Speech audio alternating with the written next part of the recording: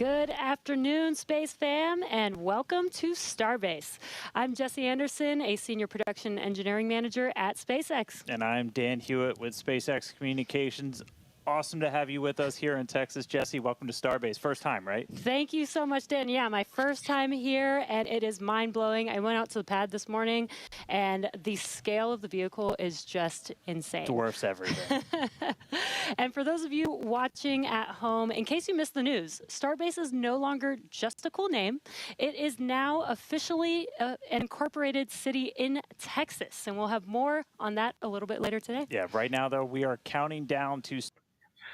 All right, folks, welcome to Today in Space. This is a launch hangout. I'm your Space Science podcast host from the East Coast, Alex G. Morfanos, and we are here for Starship's 9th flight test. Flight 9. It's been a long time since the last attempt, but still, this is going to be potentially a big day. So we're hanging out here. I'm going to throw the broadcast back on. I'll stop talking here, and I'll start sending some links out for people to get people in for the chat. But we're going to hang here. This should launch at 7:30. So we're just waiting for that to happen. We're going to hang out. We're going to listen to the broadcast, learn some stuff. Hit me up in the chat if you got questions. If you want to say hi, that's it. Welcome to the launch hangout. We're going to go through all of that in just a couple of minutes. We're also hoping to get SHIP into space, and it's got a couple of objectives like deploying simulated Starlink satellites and then a range of experiments during its reentry. We're really trying to test the limits, the capabilities of that heat shield, the flaps, the structure, everything about it. Primary payload on this flight, once again, as always, is data. It's definitely a very big day for both stages. There's always a chance we don't reach every objective that we set for ourselves, but success comes from what we learn on days like today. And of course, whatever happens, excitement is guaranteed. Yeah, that's right. Progress is not measured by single flight tests. It's whatever that timeline overall is, and getting us closer to establishing self-sustaining civilization on Mars, making life multiplanetary. Every time we're learning something from these flights that will get us there, that is progress. Exactly. Starship is the first orbital launch vehicle engineered to be fully reusable and built for frequent flight and heavy payloads, just like today's commercial airliners. It's the product of years of rapid development, testing, iteration. We're trying to fly as frequently as possible, fix problems as they appear, and then fly again. It all started here at Starbase back with Starhopper. It was a small single Raptor prototype. Kind of looked like a water tower. We turned it into a water tower eventually. It made its first low altitude hop back in 2019 here at Starbase. You could tell the pad, that's the pad that we were just looking at. It looks dramatically different now, 2 towers. But Starhopper delivered. It was able to prove that we could use that Raptor engine for controlled takeoff and landing. And that is so wild to see. Those are special days, the Starhopper days, before any of this was even near possible. They had just kind of gotten Falcon 9 somewhat repeatable with reusability, and they were trying this new Raptor engine out and trying to figure it out. When they hopped that Starhopper for the first time, that was wild. Those are good days. On the bottom, the Super Heavy booster, powered by 33 Raptor engines. Both Super Heavy and SHIP are running on liquid methane and liquid oxygen. That second stage, the Starship upper stage, is powered by 6 of those Raptor engines. 3 of them are optimized to sea level performance, 3 for vacuum, so operating while they're in space. And here's a quick look under the hood at all of those Raptors. On the left, that's a view from underneath the launch mount. That's 33 Raptor engines on the first stage, on the booster. And on the right, that's a view inside of the ship. So you're looking down at the top of the booster at 6 Raptor engines inside the ship. Those are what's going to power it to orbit. Now, that second stage is also what will one day carry cargo, payloads, people, everything that's going to space. It's also going to be responsible for in-space propellant transfer. That's where we're going to take 2 Starships, meet them up in orbit. One will be able to transfer propellant to the other. That's a really critical capability for Starship to do all of these missions beyond low Earth orbit. That also unlocks our ability to send huge amounts of cargo, tremendous amounts of people to destinations far beyond Earth. Yeah, the Super Heavy booster is designed to launch, separate flip, and return to the launch site where it can be caught by the chopsticks on the launch tower. Though, as we mentioned earlier, we are not attempting a booster catch today on Flight 9. Starship re-enters the Earth's atmosphere at the conclusion of its mission, steering itself to a vertical landing or catch, and both stages are designed to return to Earth and fly again, making this the first rocket in history that will be fully reusable. And then just in between the two vehicles is what's known as the hot stage ring. That's a steel structure that really takes the brunt of those ship engines as they ignite, protecting the booster while the ship's still attached to it. That enables us to do hot staging. It's faster, more efficient, kind of shutting everything down and then reigniting. Right now, that hot stage it's single use. It detaches from the booster as it flies back, but in the future, it's going to be integrated right into the top. And then on top of all of that, there's all of the infrastructure that's built up around it to support Starship. We call it Stage 0. That's everything, the launch pads, the propellant farm, launch towers, chopsticks that are catching the booster out of the air, stacking the ship, all of that. And you may have noticed we have a new addition out there near the pad. The orbital launch mount for Pad 2 has officially been installed. That's starting to come together. Just like Pad 1, Pad 2 has a launch mount. That's where you're going to put Super Heavy on top. We also have a launch tower with arms, a little bit shorter on that one. Looks cool. That's going to be used to stack the Starship on top, put the booster on top, catch the booster, catch the Starship. We did put the orbital launch mount on there. That's responsible for routing all of the propellant to the booster ahead of flight. Underneath it, you've got flame deflectors, the water deluge system to disperse all of those forces. The single piece we just lifted in weighs about 1,060 metric tons, which if you're keeping score at home, that's the same weight as about 10 Millennium Falcons. It's heavy. That's a lot crazy. of Millennium Falcons, So Dan. many. We're also currently in work on Starship's brand new pad at Kennedy Space Center's Launch Complex 39A, and we're hoping to bring that online later this year as well. Tons of progress with Starship so far in 2025, and lots of incredible milestones still coming up. And we are still on track to lift off tonight at 6:30 p.m. Central Time. Sure, And we're on right now time. it's time to say hi to Chris, who's over there repping the West Coast Ops today. How's it going, Chris? Hey, Jesse and Dan, and welcome everyone to West Coast and Hawthorne, California. As you can see behind me, the crowd is gathering outside of our mission control room here in Hawthorne, and the excitement is really palpable as we continue to count down towards Starship's 9th flight test. Now, our mission control room here in Hawthorne usually serves as the mission control room for our Falcon and Dragon missions once they launch from Florida and California. Now, with Starship, all countdown and mission control operations actually use the same flight control team from the same location at Starbase, which you can see on your screen now. But as we develop a vehicle like Starship, we want as many experts watching over its various systems as we can. And that's what we use the mission control room here in Hawthorne for during Starship flight tests like today's. The folks in mission control, which you see now on your screen, are the responsible engineers for Starship's various systems. This includes things like booster systems, stage propellant, our ground stations, flight software, the loads, and the vehicle structures as well. And having this support gives the flight teams in Starbase... All right, folks. So just chiming in again. Welcome to the Launch Hangout. We are watching the Starship Flight 9, and it looks like they're still on time for 7:30, so 26 minutes. It's gonna go by pretty quickly.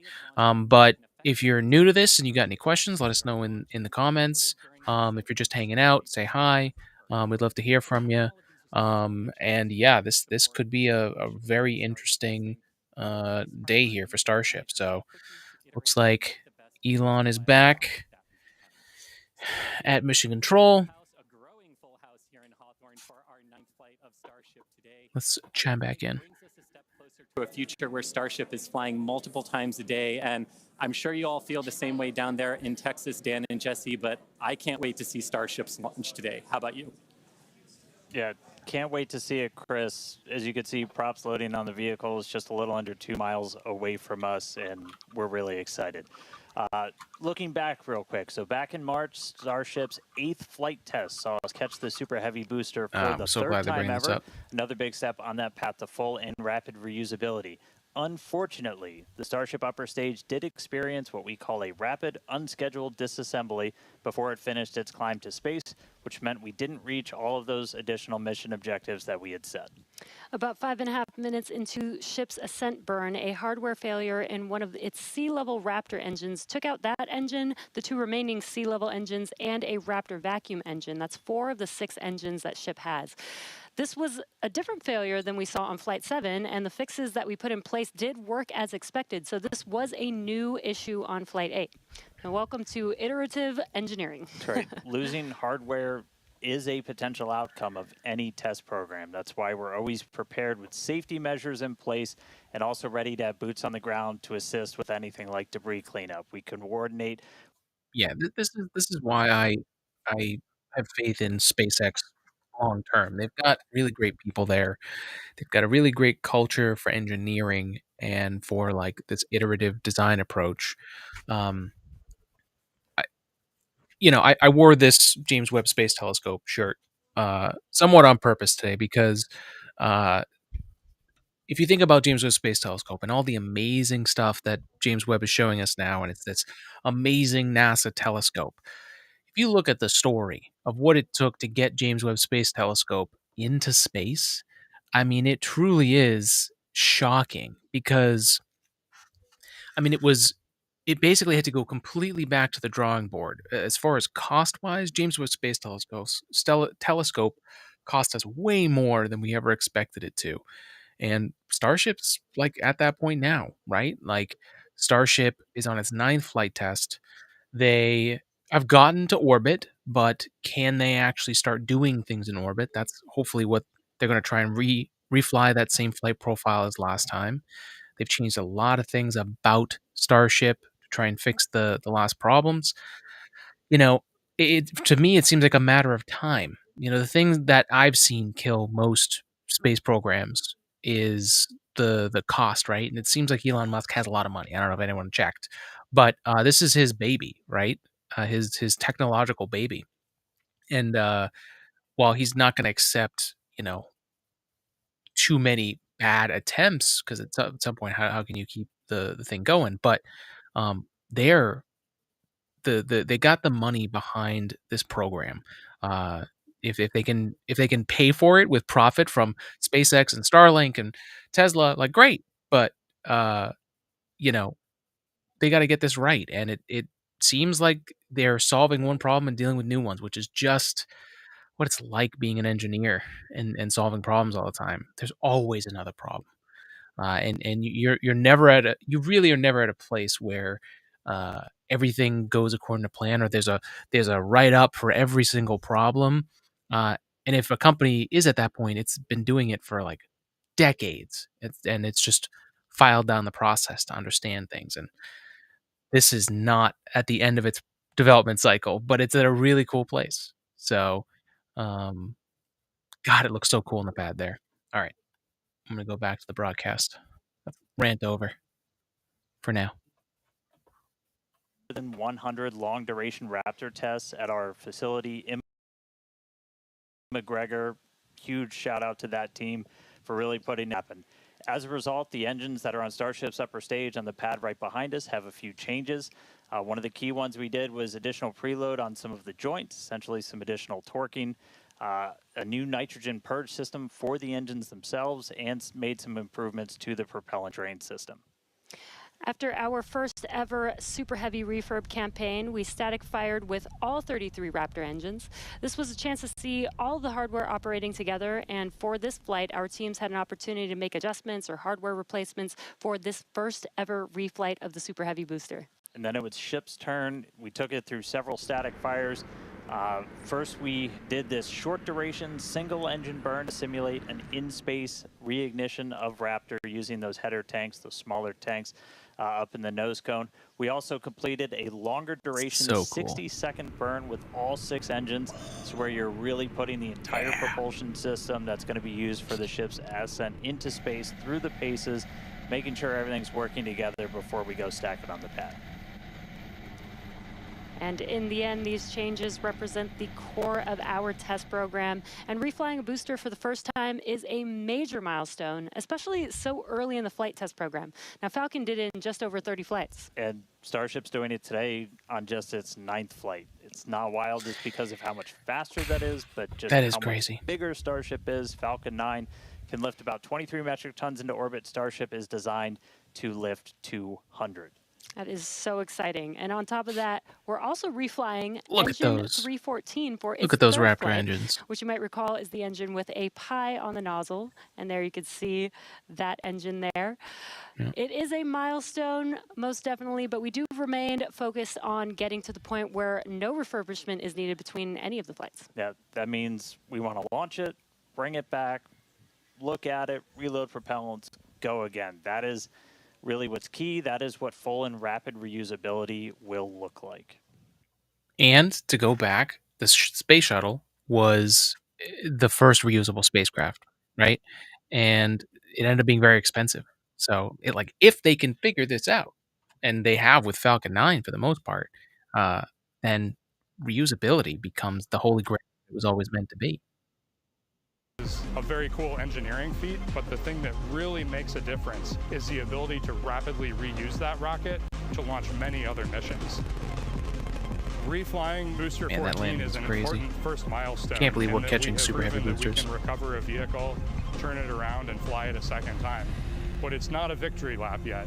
From an operational perspective, an ideal state looks like a vehicle where very few things have to happen on it in order to take back off again. So we catch the vehicle, put it back onto launch mount, put a new ship back on top with its payload, refuel, and take back off. And that same booster will come back to launch mount, and we do the same thing all over again.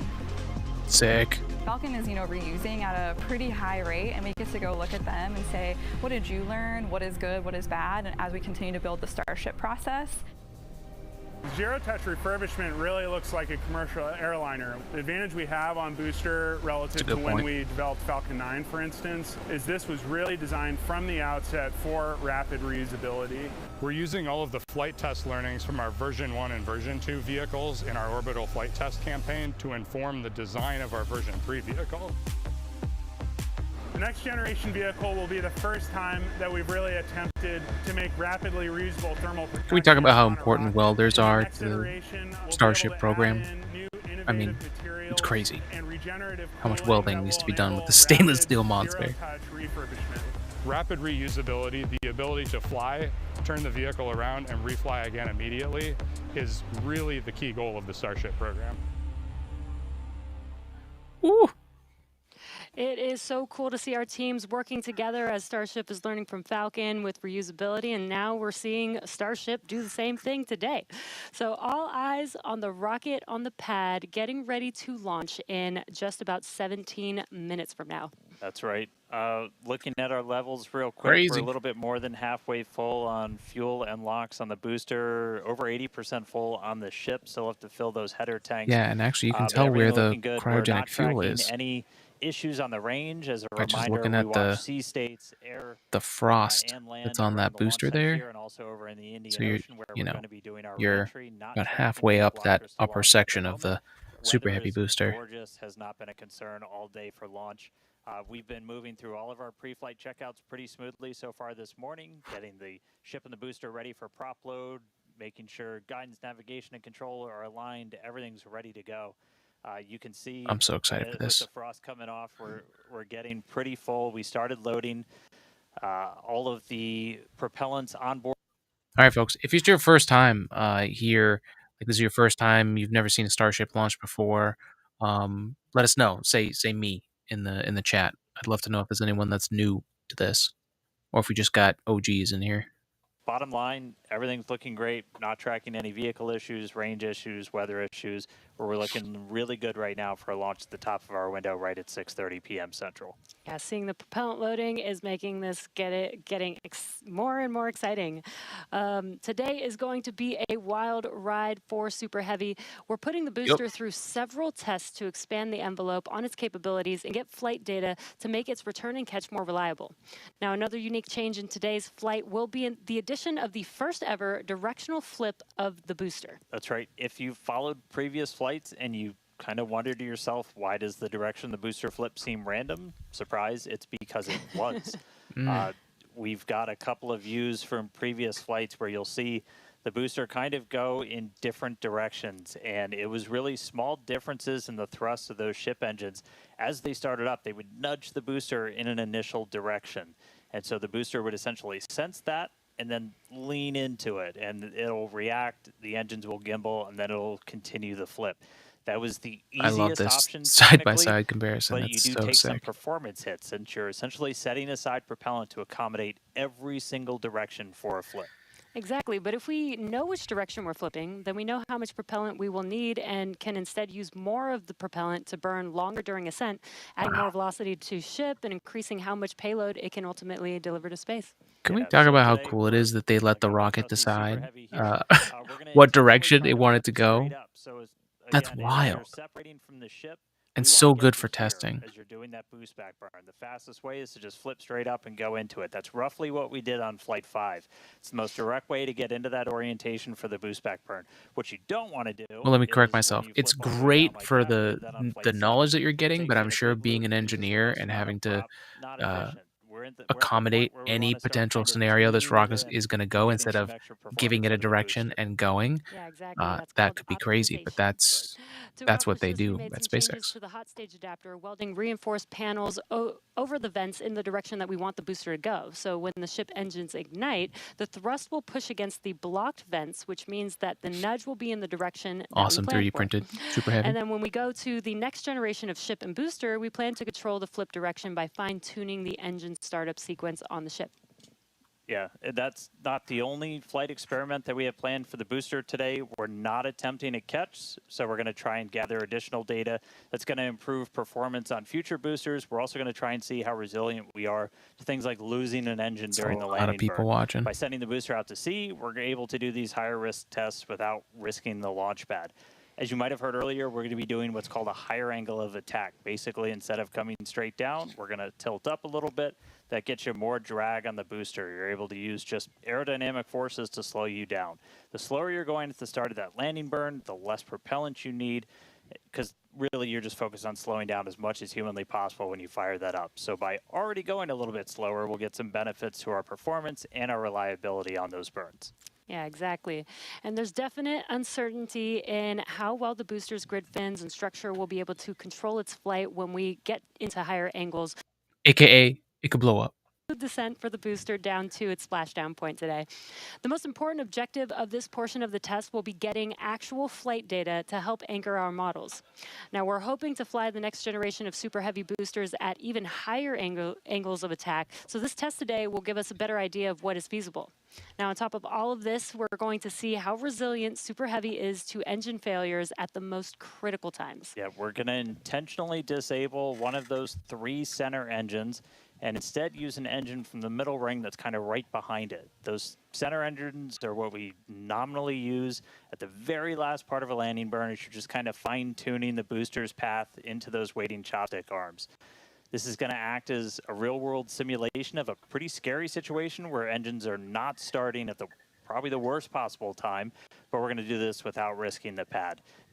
Now, see, that right there is the kind of testing we're going to start seeing, right? Because there is no abort for Starship, right? There's no capsule that you eject out of so that things don't go wrong.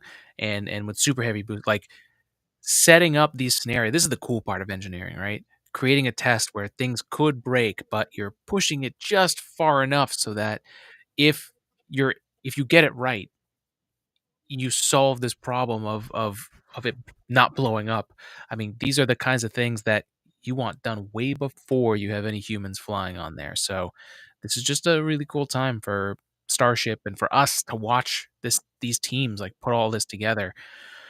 It must be like a crazy orchestral like thing of getting all the right pieces and all the right data and in place so that it could happen. So I'm pumped.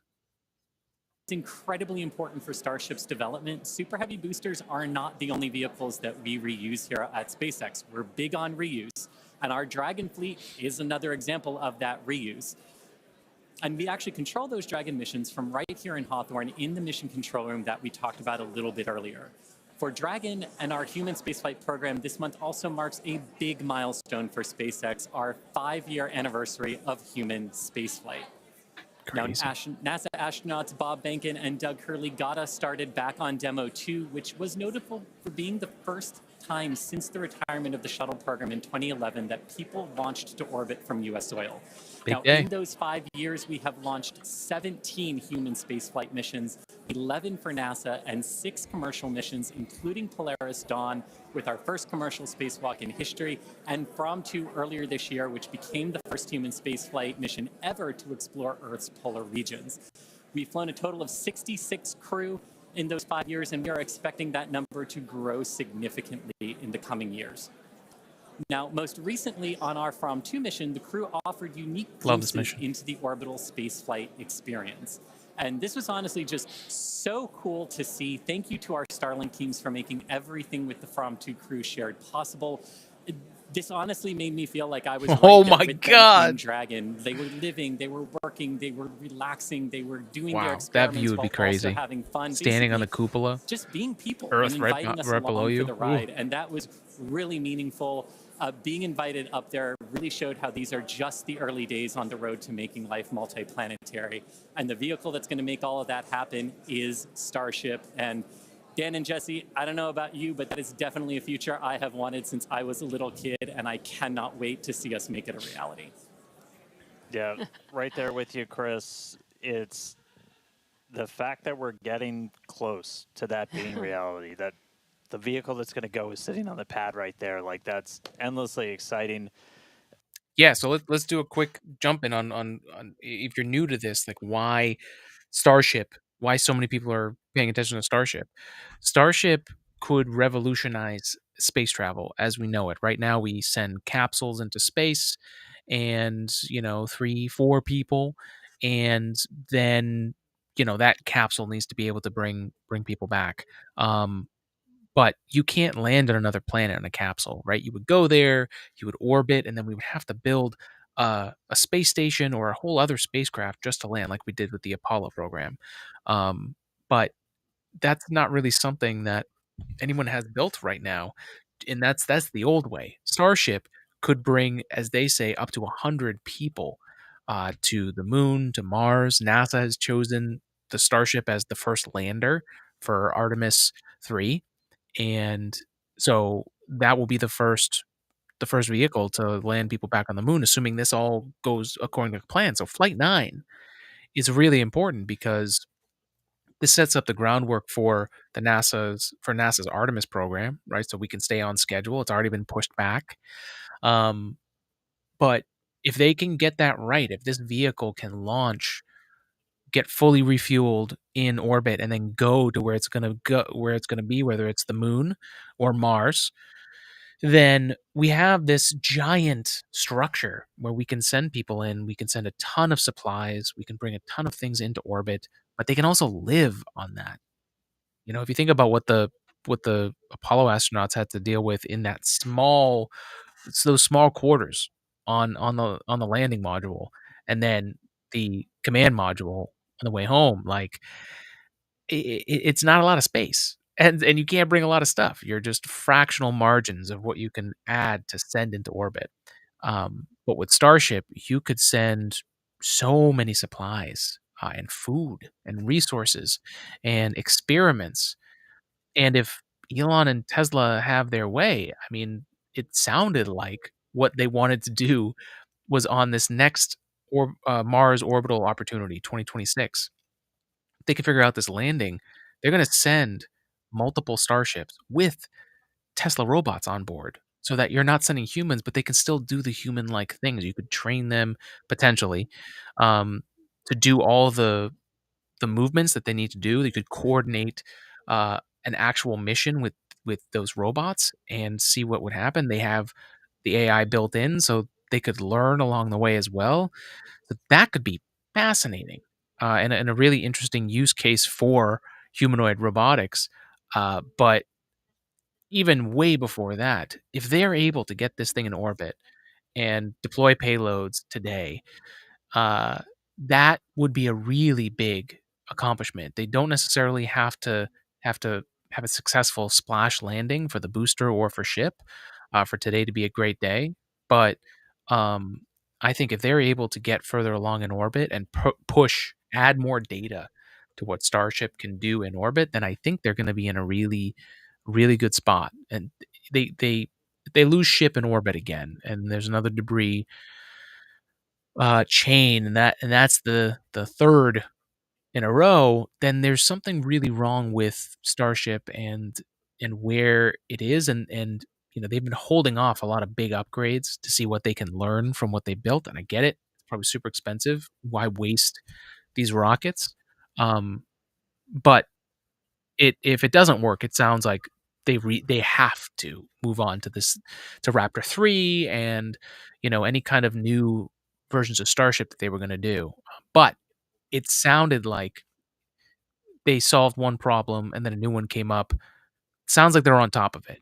And if they're just repeating the same mission to see how much farther they can go, and then making it more extreme on the other ends of the return, right? Shutting off the center booster on super heavy booster.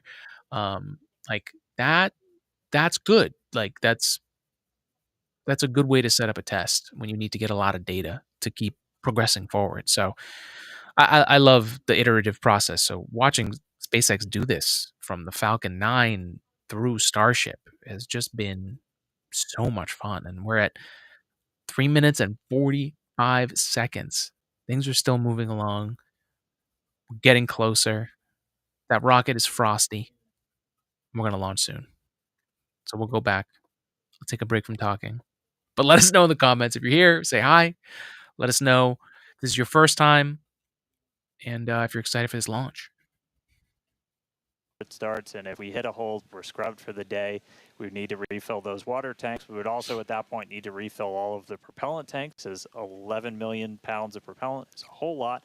We can typically do that in about 24 hours, so we can always turn around to try again tomorrow. But we are coming up on 3 minutes away from liftoff. We should be hearing that we're closed out of prop load on the ship at this point. Booster coming up shortly. Wow, the weather just looks amazing there with Starship on the launch pad. Just about 2 minutes and 45 seconds from T0 with a lot of objectives for today. The booster, the Super Heavy booster flying today, will be flying for its second time. Last flight was on Flight 7 and just turned around in 2 flights, which is pretty incredible. I'm super excited to see that booster fly again. All right, we did just hear we are going to hold at T-minus 40 seconds. So we'll pass along some more information once we hear that reason. But again, that's not the end of the day. We can hold at T-minus 40 seconds for quite a few minutes. We eventually have to start looking at our temperature of all of our propellant on board. That's usually what drives us to, if we've held too long, we have to stand down for the day. So we are expecting. Yeah, so T-minus 40 hold, T-minus 40 seconds hold, and then they can hold or restart the hold at 40 until the fuel gets warm. So it is in Texas, so that's probably not a super long time, but it's like having a cold, an ice cold can of Coke outside. At some point, it's gonna warm up. So good luck. I hope this hold is short. To be checking the vehicle, monitoring the vehicle systems as it makes its way down to T0. And again, this gives us the ability to catch anything and be able to hold, as Dan has been saying, and recycle if we need to, or pause so that we can work through those issues and see if it's something that we need to stand down for. And as Dan mentioned, we will be holding at T-minus 40 seconds, so in about 20 seconds from now. Yeah, so we'll hold there, and they'll work through these final checkouts on, sounds like just one of those Raptors on the first stage on Super Heavy, which, as you said, we're reflying it for the first time. 29 of those 33 engines have already been used in a launch, one of which has already launched. That's pretty crazy. Twice, and we'll go for and is getting ready for its third time. Right. And you just heard our flight director for the day Joe Sliker, he just shared that we are going to hold at this T-minus 40-second mark. Keep an eye on That is pretty crazy that there's so much reused components on this, right? So 29 of those 33 engines, one of them's flown twice, and this super heavy booster is reflown. Like and this is with the old Raptor 2s, right? So that's kind of cool as a just a test, right? Of like just like a test of like what they know about something they spent the most amount of time on. It feels like Raptor Engine 2, we've had a lot of launch-ins with Raptor 2. And Raptor 3, it looks like a beast.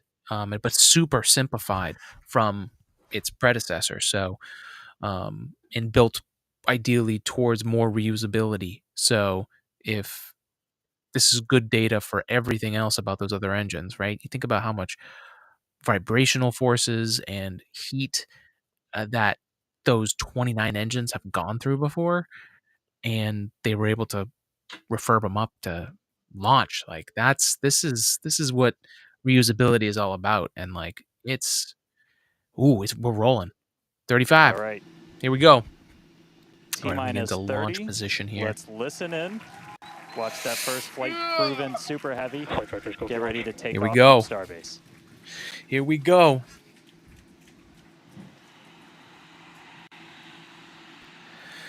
I don't have the clock. T-minus 1. Hit hold.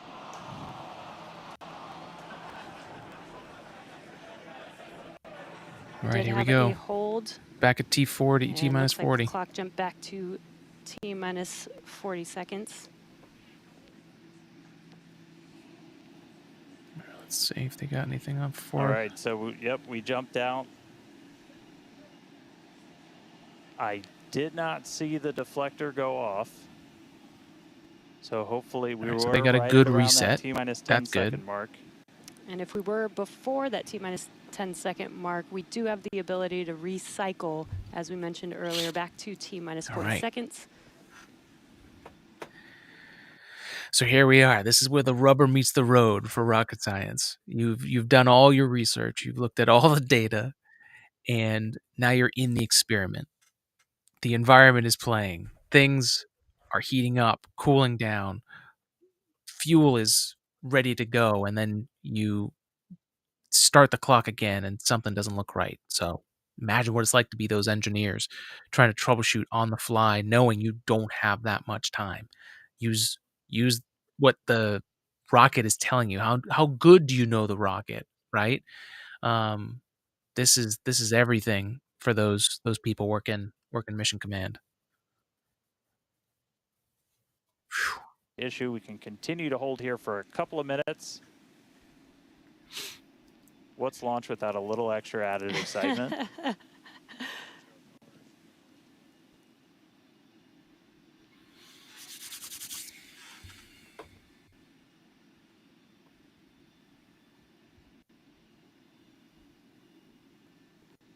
Here we go. Here we go. All right, so cumulatively, we've held for a little over 3 minutes between the two holds. Again, this is a ground side issue on our tower. The techs are looking through the data right now to see if it's something that we can either work through or if it would cause us to have to stand down. So we're continuing to hang out with them, holding at T-minus 40. The rush it must be to be thinking about all the different ways that you can try and solve this problem, and the teamwork, right, of like bouncing ideas back and forth and fighting the logic of the situation. Your goal is to try and give Starship its best chance at launching, right? But if there's things that are screaming to you, hey, if we do this, this could happen. You not only have to think about this could happen, you have to think about, well, what are the things I can do to try and get around this, right? Can we save this rocket right now, right? We just spent all this money and time filling up a rocket. Technically, it's changing the rocket, right? It's not. They're going to have to go back and look at it again. So you really have to be so sharp as a team member on this Starship team or any launch team, especially if you're dealing with the hardware launching the things into space. Not to mention the people who are working on the things, on a typical mission, your payload, right? You're getting data from that as well. So this is a high pressure situation, literally, with the fuel and with troubleshooting. So we'll listen back in. Like we're coming to a resolution. Ooh.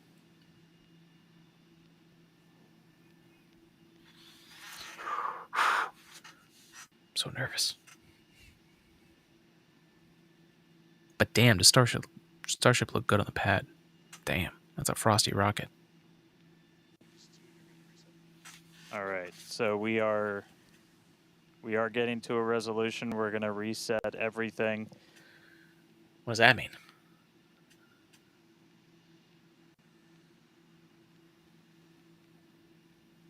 Reset everything? Does that mean 40 or does that mean further back?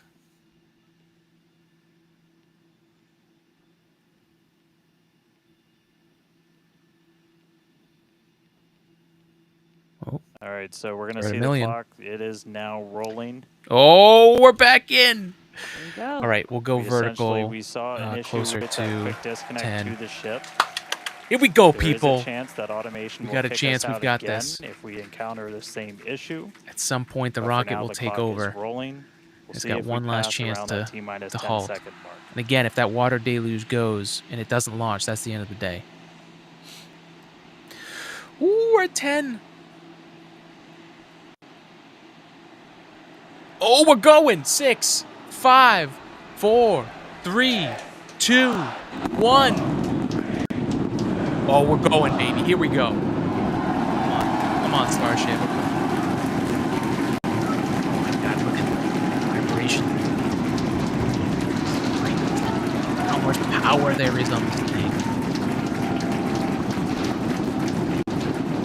Knock on wood. Thrust looks pretty good out of those 33. I think they got all 33. Yeah, all 33 look like they're lit. That's amazing. That's huge. All right. So, Starship's going to start climbing. Start rolling. T plus 40 seconds. It's one hell of a sight from here. We see it arching right over top of us. We see 33 out of 33 Raptor engines lit. Oh, that's a good Super sight. Heavy as it starts to ascend That's skyward. a really good sight. Again, 29 out of 33 engines reused on that reused booster. Coming up on maximum aerodynamic pressure, then only about a minute and a half until we get into hot staging. All right. Wow, Dan, that was incredible. Those views. Incredible. I love this down rocket view. Shaking here, feel the vehicle's power. Oh my God. Lower the broadcast audio just a second. Shutting down those just a little bit on the booster. Again, this booster is flying for its booster second looks time good. Today. It looks like it's. Did it get through max All right, Q? so hot staging coming up. Yeah. A little under a minute. Stage separation coming up. We're going to see all but the 3 center engines less and less atmosphere. So our version of MECO, most engines cut off. Now we're going to get the controlled boost back burn. And that's important because that means the booster is going to have a more reliable amount of fuel left on board to do the landing, right? All right, here we go. Staging is coming up. Hot fire staging. You'll see the flash, then the ring separate, and then the boost back burn. And definitely keep an eye on which way the booster flips. First ever directional flip we're going for today. Should flip straight up.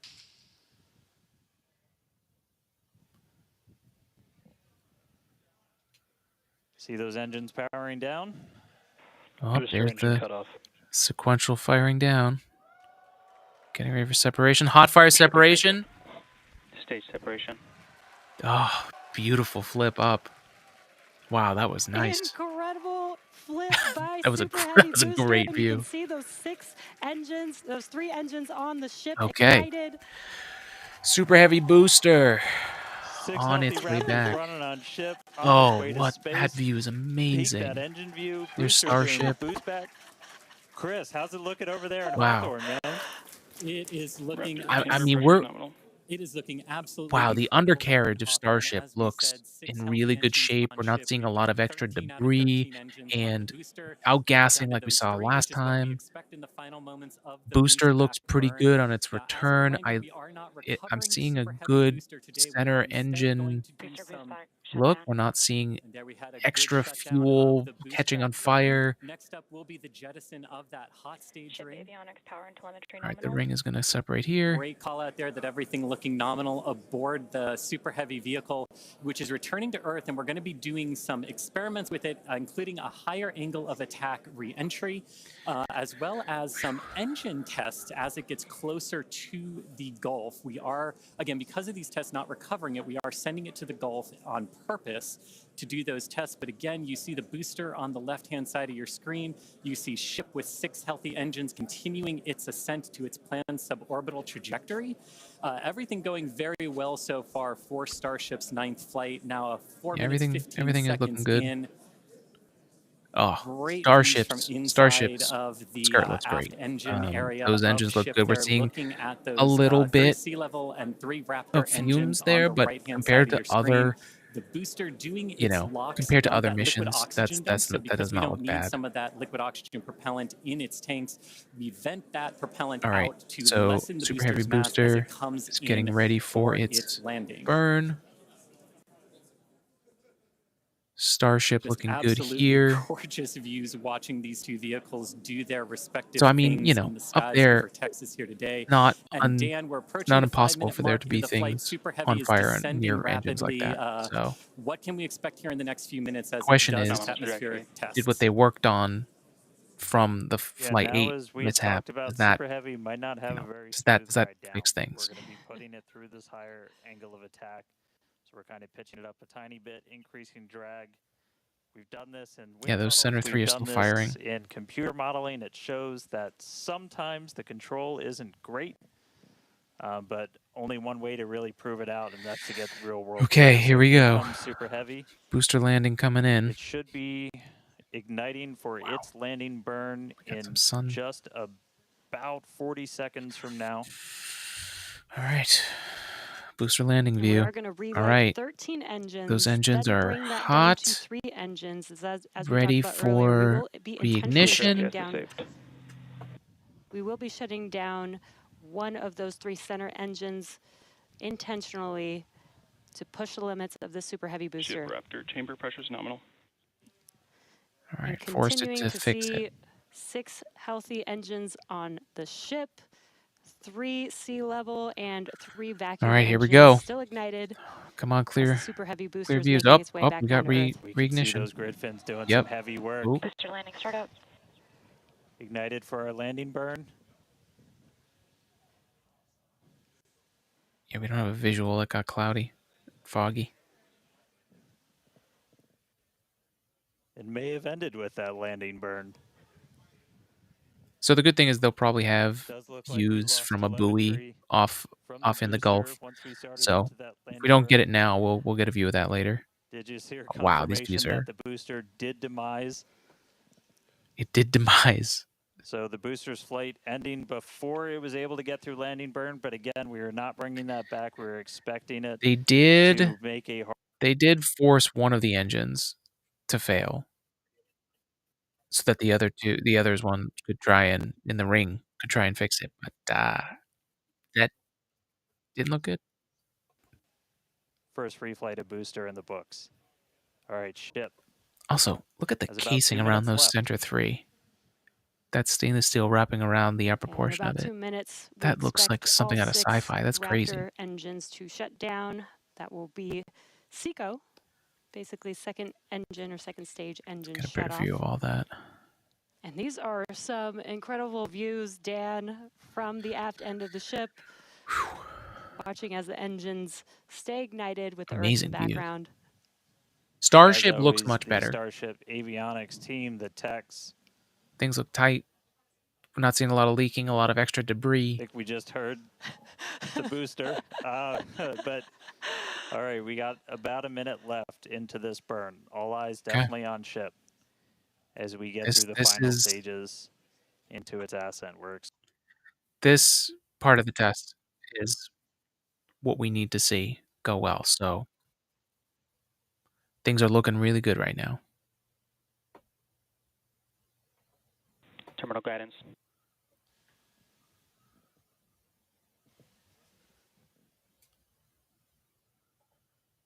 All right, just about 30 seconds to go. We're in terminal guidance. In the final stages of this ascent burn. We did see shutdown That of all the looks Raptor symmetrical. engines. That looked really good. We do stagger these, so we do the Raptors first. Those 3 have shut down successfully. Is that a reaction? Sea levels still Or is that running. leaking? No, that looks like suppression, maybe. Ship engine cut off. Okay. All right. Ship engine Nominal cut off, insertion. the 3 most beautiful words in the English language. And great call out that we had nominal I know, is insertion. that the nitrogen purging? What is that? Yeah, I got to do a little work digging into the little details of Raptor and this part of it, but right now, I mean, we're looking good. They still have attitude control. They have control of ship. They shut off the engines. That's good stuff. Suborbital for its mission today, but it ignited all. It ignited all 6 of its engines and made it all the way through SECO just now.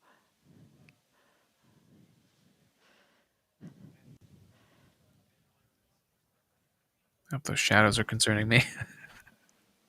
Waiting to see Earth What a start moment. tumbling by, but Incredible. maybe that's just All right, And but we I mean, that's in their orbit. ooh, still lots to come for the rest of this flight. No, that looks steady. Look at Per that. usual, I Pretty need to good. collect myself. Hey, Chris. Yeah, How's they got it control of over ship. there in Hawthorne, man? How's everybody doing? That's awesome. I think the elation and the excitement and the happiness at what we just saw achieved carried through across all of our sites. What an incredible view to see Starship back orbiting the Earth just under 11 minutes into our mission. Absolutely exciting to see all of this and super pumped, especially to see all of the team's hard work in action here today. As guaranteed, it has been an exciting evening so far for Starship's 9th test flight. We lifted off a little bit after 6:30 p.m. after a couple of holds that were triggered at the T-minus 40-second mark, but we were able to clear those, one on the Raptor, one on the tower, and we were able to lift off successfully from Starbase. 33 out of 33 Raptor engines lit on the Super Heavy, all 6 engines lit on ship, bringing it to its planned suborbital trajectory around Earth. But as Dan said, we've got a lot still coming up in our flight sequence. So coming up at about T plus 18 minutes, 26 seconds, we'll have the first deployment of simulated Starlink satellites planned from Starship. That will be followed at about T plus 37 minutes and 49 seconds by the relight of a single Raptor sea level engine in space. This is going to help us gather data on our ability to do a deorbit burn for future Starship missions that will go orbital. And then, of course, one of the biggest tests yet to come is the new heat shield modifications to Starship. And that'll start with reentry into Earth's atmosphere at about the T plus 45 minute mark, which should take about 16, 18 minutes to complete. And now today's reentry is going to test that heat shield like we said, specifically how Starship will hold up to 100 missing heat shield. Now let's take a look of Starship here. So you've got gas, fuel, which could very well just be them prepping the lines for reignition, which they are going to do.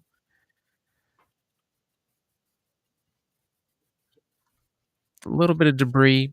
I'm not too concerned with that. There's always going to be some kind of debris. But the control, the attitude control, you know, I don't know how much of it is free floating, right? It looks like the reaction thrust, like it looks like they have some level of control. I am seeing a lot of float. But it did seem like Starship generally put its boosters in front of itself for some type of a relight. Um, but it might be too soon to know. So now. So, and I can't wait to see Starlink really provide those epic views and that data transmission during reentry, which is very, very critical to getting that data during reentry. So, Dan and Jesse, it's been an exciting day so far. There's more to come as we get ready for Starship's first ever payload deploy. What can we expect next here in the next few minutes? Thanks, Chris. Just going to reiterate thank you to the Starlink team for these incredible views today. In a few minutes, Starship will deploy 8 Starlink simulators, similar in size to our next generation Starlink satellites. The Starlink simulators will be on the same suborbital trajectory as Starship, meaning they will passively re-enter the atmosphere, just like Starship. With tests like these, we can see how Starship's payload deploy systems work in flight while ensuring that the simulator satellites pose no safety risk to people on Earth or for other satellites in orbit. Now, this also ensures that any parts of these simulator Starlink satellites that do survive reentry splash down harmlessly in the middle of the Indian Ocean. And then before we get there, though, we're going to have to open up that payload deploy door. So we've only ever done that one time before. Pretty sure it was Flight 3. Someone on the internet, please check me. But that was the only time we ever opened it. And we've had Starlink simulators on the last 2 flights, but we haven't gotten to this moment yet where we're able to open up the payload door and start deploying these.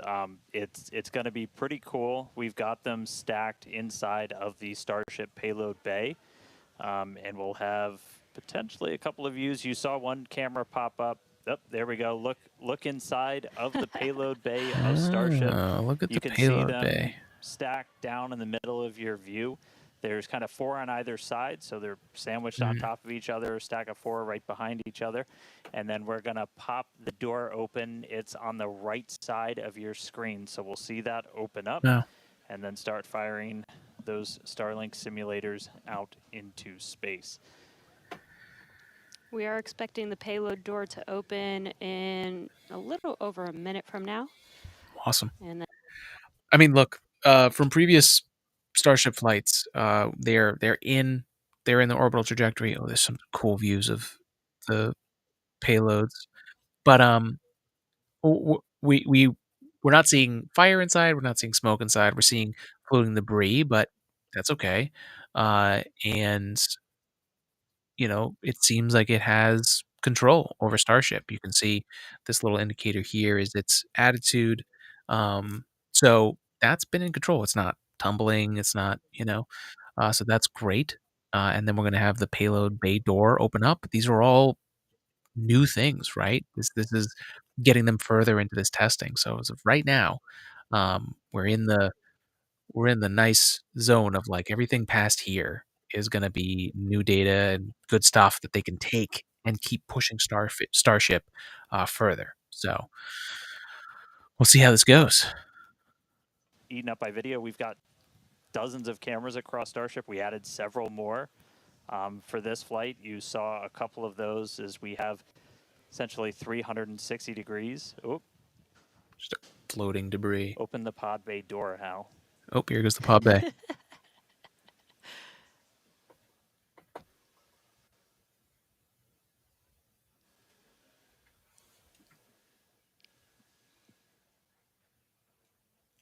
Pod bay door opening.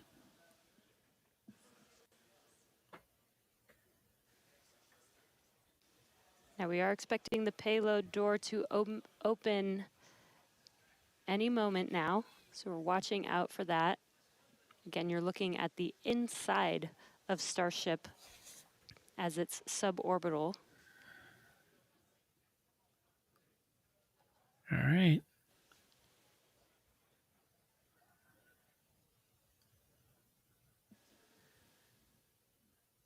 Well, we heard the door open was in progress. It was unable we saw the to debris change way direction open, so there. they So are it going looked to like close it Starship back made. up. Oh, so they opened it. Hal told me no. He said, I'm sorry, Dan. Can't do that. Looks like we won't get the door open today. Ah, door didn't open. But that's okay. This is why obviously a test we want to be able to do before we're deploying. Now they know they got to work on it. That's but engineering. The real focus for this, now that we are in space. Oh my god, that's engineering in a nutshell. Like, hey, you did this amazing thing that nobody's ever done before, or you made this thing that nobody could figure out happen. Great. Now you get more work. That's that is being an engineer in a nutshell. But we All should right, no have Starlink deployment pretty today. frequent views from Starship. They might cut in and out every once in a while, but should be pretty regular. We are in darkness right now, so might be a lot of black, but the cool part is when we get to reentry, it's going to be daytime. Yes, and we did that on purpose so that we can get some live daytime views as ship is returning back to Earth. All right, so we are going to take a break. Enjoy these views as we get them. I am also going to take a break. We'll be back in a couple of minutes when we get ready to relight one of those Raptor engines. Well, obviously, if you have any questions, I'm happy to answer some here. But we're just hanging out. It's a Flight 9. We didn't even know we were going to get this far. It's going to be about, what is that? Not 30 minutes, maybe 25 minutes before re-entry. So, yeah, if you want to hang out. I'm going to set us up to a cool screen. We'll put up SpaceX music in the background. But yeah, that's what we're doing here. Let me know if you're hanging out here in the chat. We'd love to hear from you. If you got any questions, we're happy to try and answer them. But yeah, Starship Flight 9. Short break.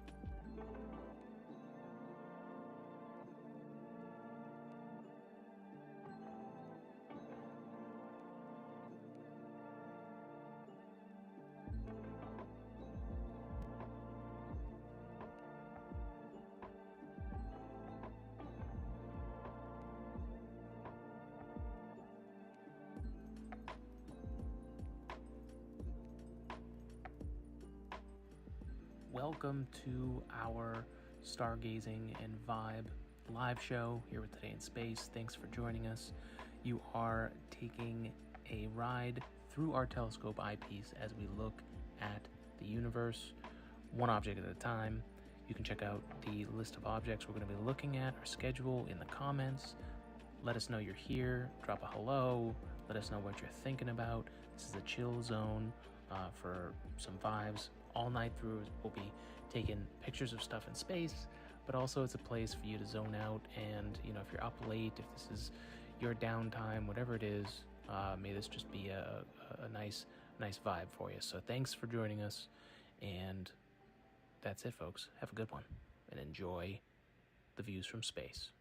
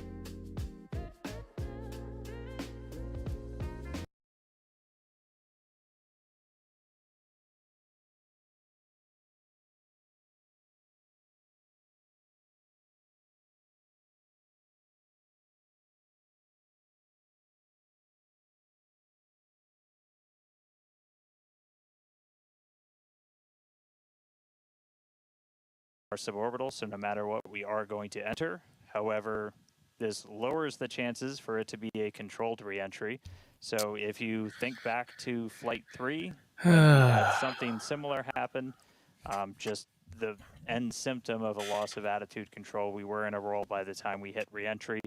So we are going to re-enter. We should hopefully still have views. The Starlink satellites are pretty robust to still maintaining contact. We've got 4 of those terminals on the vehicle, and they're pretty robust to maintaining contact even when we are in a spin, essentially. So we should hopefully continue to keep live views. It's going to still be dark until we get a little bit closer to entry, as we are a little bit, we're coming up on Africa. I believe we do swing just to the south of that continent. And by the time we start heading out over the Indian Ocean, we'll start heading into a sunrise. So, not looking great with a lot of our on-orbit objectives for today, where we were hoping to do the PES deploy and relight an engine, and then really importantly get into that controlled entry to really put the heat shield through the ringer. Nonetheless, Starship marching forward towards that reentry over the Indian Ocean, so we'll continue to hang with it and give you any updates as things continue to change. All right. So, as we just heard, Starship's essentially in free fall on its way back into the atmosphere. So, it seems like there's a lot more to do. Definitely. I mean, that goes without saying, right? But that's engineering. Again, back to like what they're doing here. They're trying to bring the world's largest, most powerful rocket into existence and also get this new Starship system that could hold up to 100 human beings. They're trying to get it up to orbit as fast as possible, right? And each time they go, they learn new things. But in order to do that and to have iterative progress, you have to test. That's the whole part of this, is that you need to be good at your testing. And a good test is like right on the edge of pushing whatever it is that you made to its limits to learn to then move forward. And it felt like with Starship 7 and 8 and now 9, it feels like we kind of like plateaued as far as a lot of the big mistakes that were preventing them from testing further into orbit. Now, you can tell like they didn't do a lot of the things they wanted to do in orbit here that they would have liked to. But moving forward now, we've got to figure out, okay, why did they lose attitude control? Great, you got Starship to orbit, you finished the burn, you shut the engines down. But why did you lose control of ship? And they'll figure it out. They'll go through the ringer of root cause and try and figure this out. But yeah, I mean it's progress, but Starship still has like a good amount of stuff to figure out. So they'll get data from this, and Starship 10 is going to be definitely important. They didn't. Here's the the big wins for SpaceX today. They didn't lose booster on flight, and they didn't lose Starship going to orbit. So those are 2 very big milestones that they weren't able to figure out before, right? So they were stuck in this. Hold on. Let me change the overlay. Okay, so Starship. Well, we're going to see, it's going to re-enter here, and it's going to be a very interesting light show, and we'll see what Starship can do. They didn't lose Starship on the way up, which is really huge. Ooh, did I? Nope. Okay, I'm good. Everything just stopped for a second there. So Starship made it to orbit, right? That's good. They shut the engines down. If they hadn't gotten further than the last test, this would have been a not so great day for SpaceX. But they did. They got ship up there. They got Super Heavy booster, 29 out of 33 engines were reused, and then they created a hard test, right? They were pushing the Super Heavy booster to see like what it could do if they cut one of those center engines out. How is it going to react? And so here we are back. Oh, we got the broadcast back. The ship. If you've been following along, Flat movement. we have essentially lost attitude control on the ship at this point. It is suborbital, so it's still headed to the exact same trajectory as before. We were not able to get that payload door open and deploy those nose cones. We've been dealing with some leaks on the ship. This is also what led to that loss of attitude control. So at this point, we are kind of in a spin, and we are also going to be skipping that Raptor relight. If you've followed through the history of Starship, something similar happened, different cause, but same symptom back on Flight 3, where we weren't able to maintain attitude control in orbit. And so we're going to skip the relight of that Raptor engine while we're in space. We are going to still proceed with entry, but as we are not able to control the attitude of the ship, as we get into entry, it will enter in whatever orientation it is in at the time, which does not bode well for the ship's heat shield, as we're not going to be essentially aligned the way that we want to do for reentry. So it is definitely coming down. It is definitely heading to the Indian Ocean, but our chances of making it all the way down are pretty slim. So we'll still get as much data as we can. We're still getting live telemetry, live views from Starlink the entire time, and we'll continue to stick with ship as it continues on. We are about 10 minutes away or so until we start getting into entry, and the light will start to pick up as we cross the Indian Ocean, and we'll start to see a little bit more daylight, and we'll, as always, as long as we maintain that comm link, get some plasma on the way in and start to bring the Starship back through the Earth's atmosphere. So that coming up in about 10 minutes or so. So we'll check back in with everybody in a little bit. Yeah. So, all the not so great news aside, this is kind of the difference with being an engineer and going into like what this kind of a test and just like science in general, like a lot of the times things don't go the way that you want to, especially when you're making something brand new, right? But just like sports is a very good analogy of like, when you're down and you're trying to make a comeback for the win, like it really is about staying in, right? Like even though they've lost attitude control, right? Which is not something that you want to hear when you're in space, but they're trying to figure this ship out, right? They had fuel leak issues, which spun Starship uncontrollably. Who knows? The luck of the draw may happen, and Starship might be in the right orientation for the flaps to try and orient itself with the plasma. Highly unlikely, but it is possible, and it is more data that Starship can get. And now this is like the roll of the dice, right? Starship is in whatever trajectory it's going to be in. It was uncontrolled, and they're going to get more information. The farther that Starship goes in its path to gather data before it eventually burns up and ends up in the Indian Ocean is data that's going to help them with the next step. Is it the data that they necessarily wanted? No, but it is a step in the right direction for them because they need to start making progress on this, especially if they want to have the 2026 launch, right? To have a chance at launching Starship and going to Mars and putting, Tesla bots on there to act as the human beings and go through the whole process of if it lands successfully on Mars, what would they do with a mission? What could those Tesla bots do to help? It's kind of like having a rover, but like a human there, right? Like that is big. But they got to get farther along so they can test the heat tiles so that they can figure out the right orientation, the right assembly, the right way to put them on because they were having issues with the tiles falling off.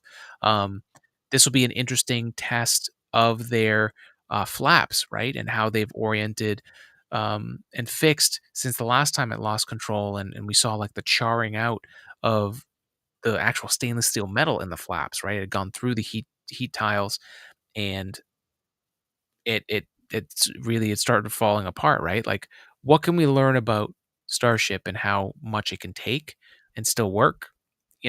That is data that you can get from this, but at some point, yeah, this orientation does not look like it's going to be there the exact opposite way. All the heat is happening with the stainless steel and not the heat tiles. Oof. All right, we're going to watch.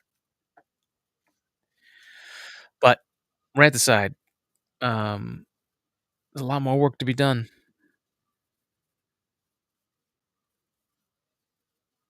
Oh yeah, its backside falling into the atmosphere. It's gonna be a light show, folks.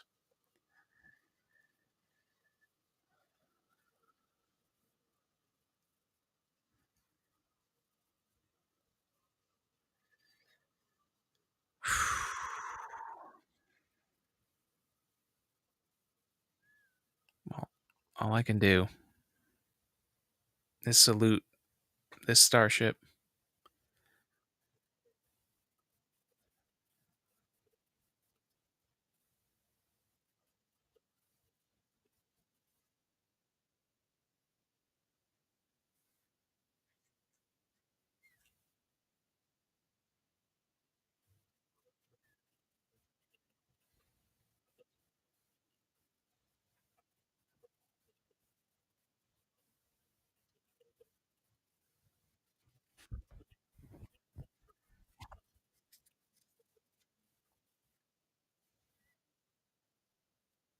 Hmm.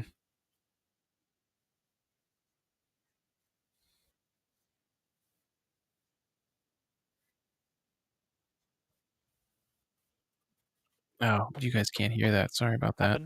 But we do clear a tremendous amount So of I guess I'll catch you up. space out of the So the Starship has been venting its fuel on its way back in, so that way the debris mitigation of this is crashing into the Indian Ocean. They've cleared with the FAA the area that this was planned for. It's still going on that trajectory. It's still in the same area they planned for, and they've been dumping the fuel so that there isn't an explosion, which would then scatter debris in a less controlled area. So it's tumbling, but they cleared the fuel. So makes sense.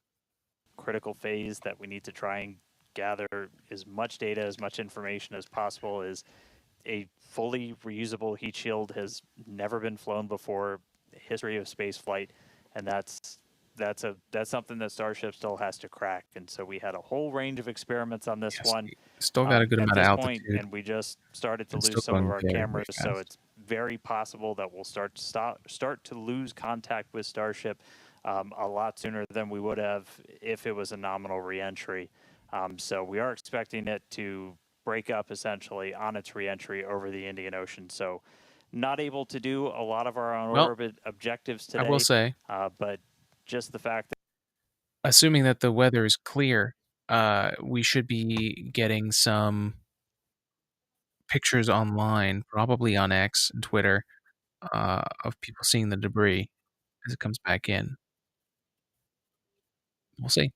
Shutdown of all the engines and stage separation, getting ship into its suborbital trajectory today. It did ignite its 13 engines, but it did demise at that point. We did plan to fly it back down to Earth at a higher angle of attack, and we do expect it to stress the vehicle a lot more than what we've seen previously. So it's not unexpected that we did lose the booster before we got to the actual landing. Yeah. So we're gonna continue to hang out and see if we get any updates on ship. It does look like we might be getting some video back soon. There we go. Ooh, that doesn't look great. So this is a view essentially. Oh, look at that plasma, on the though. This top is what's part of worth Starship, waiting you're for. looking Damn. up at the payload bay and Man, towards this the thing nose heating cone. up So is wild to watch. views are gonna Whoa. be a little bit scarce potentially, as again we are in essentially a tumble. We had lost that attitude control. So Starlink, when it's able to connect, able to feed this down. We are at the phase where we would Whoa, expect look entry at to that. start within the next minute or so. That's So one of we the are coolest entering things about uncontrolled. But Starship. again, we're entering into an Sorry, airspace. about Starlink. One of the coolest things about Starlink is that, like, these satellites are able to communicate directly with Starship to beam the footage live. Like, I can't tell you how many times as an engineer we'd be learning something like heat dissipation with heat shields or like when things go wrong. And like you can do all the math, but I'm a visual learner. Like I would have loved to have seen that. That would have inspired me to want to learn the math behind it if I had seen these views. Ooh, that's a molten steel. But yeah, so, for me, like, just seeing these views and being able to get these views as it's happening is revolutionary in the aerospace field, or at least it was controlled to just the teams that thought of putting a camera on there, but to be honest, there weren't that many cameras being put on stuff. It was, like, too much weight or, like, they figured, "Nah, take it off, like, it's not worth it," but, um, thank goodness for SpaceX for putting cameras on everything because it just makes it more fun for everybody and you learn a ton. So go back to SpaceX. I don't know if you guys saw that. That was cleared ahead of flight. Not controlled, so we're not going to get all of that reentry data that we're still really looking forward to. This is kind of a new generation of ship. It has different flaps, improved heat shield, a whole lot of things that we're really trying to really put through the ringer. As there's a whole lot we still need to learn before we get to kind of the next step that we're hoping for, which is going to be that ship going orbital and eventually coming back here for a catch. So getting through one of these fully is going to be really important. It's not going to be today, but we are just going to stick with the ship, see what else we can learn as it makes its way through the atmosphere and brings an end to the 9th flight test. So we'll stick with it.